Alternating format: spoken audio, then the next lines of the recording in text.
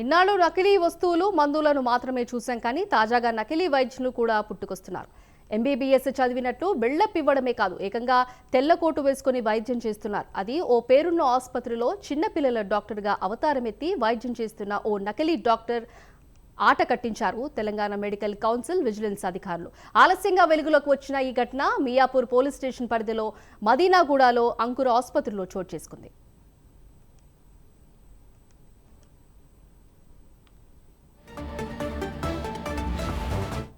Telangana medical council vigilance అధికారులు ఇచ్చిన ఫిర్యాదు మేరకు మదీనాగూడలోని అంకుర ఆసుపత్రిలో గత నెలలో ఆకస్మిక తనిఖీలు చేపట్టారు.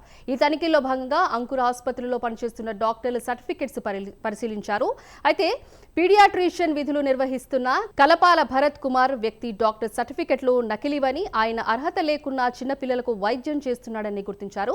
ఫేక్ డాక్టర్ భాగోతంపై మియాపూర్ పోలీసులకు తెలంగాణ మెడికల్ కౌన్సిల్ అధికారులు ఫిర్యాదు చేశారు. ఈ ఘటనపై పోలీసులు దర్యాప్తు చేస్తున్నారు.